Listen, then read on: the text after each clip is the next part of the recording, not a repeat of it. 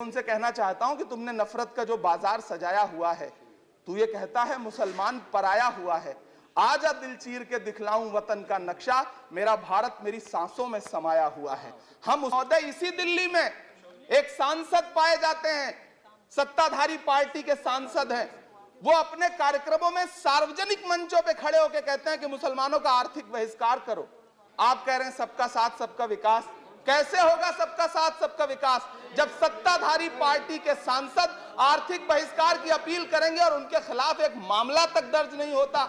प्रधानमंत्री जी अपने भाषणों में सबका साथ सबका विकास की बात करते हैं, लेकिन अफसोस है कि जब राजनीतिक तौर पर विकास करने की बात आती है तो लोकसभा में एक भी टिकट ये सत्ताधारी दल किसी मुसलमान को नहीं देता, राज्यसभा में एक भी टिकट किसी मुसलमान को नहीं देता, विधानसभा में जो बड़े बड़े प्रदेश हैं उसमें एक भी टिकट मुसलमान को नहीं देता।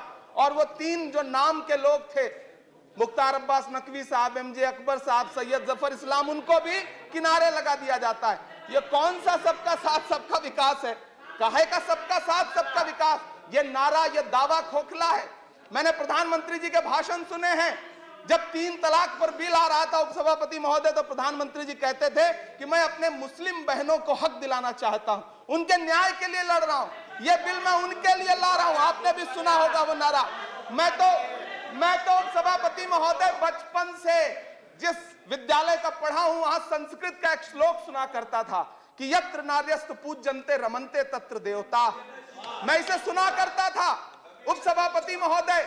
और फिर आज जब यहां सदन में खड़ा हूं तो मैं पिछले दिनों लाल किले से प्रधानमंत्री जी की, लाल किले की प्राचीर से वो भाषण, उनकी वो तकरीर भी सुन रहा था, जब वो कह रहे थे कि महिलाओं को बिना हक दिलाए देश आगे नहीं बढ़ सकता। जब वो लाल किले की प्राचीर से ये बात बोल रहे थे तो उस भाषण के महज 2.5-3 घंटे बाद उनके गृह राज्य गुजरात में बिल्किस बानो के आरोपी रिहा किए जा रहे थे। उसी दिन उन्हें माला पहनाया जा रहा था, उनका सम्मान किया जा रहा था। ये कौन सा सबका साथ सबका विकास है?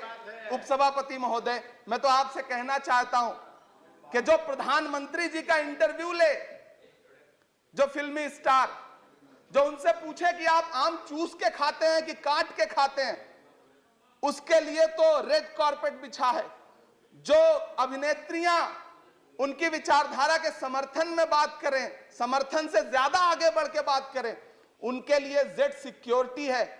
लेकिन वो शाहरुख खान जो पूरी दुनिया में भारत के तिरंगे का मान बढ़ाता है, जिसे फीफा वर्ल्ड कप में आमंत्रित किया जाता है, उसके लिए सोशल मीडिया पे किस तरह के ट्रेंड चलाए जाते हैं?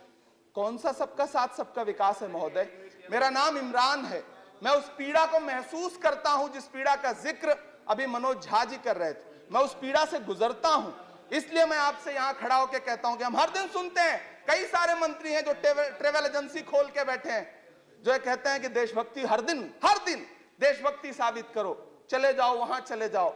मैं तो उनसे कहना चाहता हूं कि तुमने नफरत का जो बाजार सजाया हुआ है, तू ये कहता है मुसलमान पराया हुआ है। आजा दिल चीर के दिखलाऊं वतन का नक्शा, मेरा भारत मेरी सांसों में समाया हुआ है। हम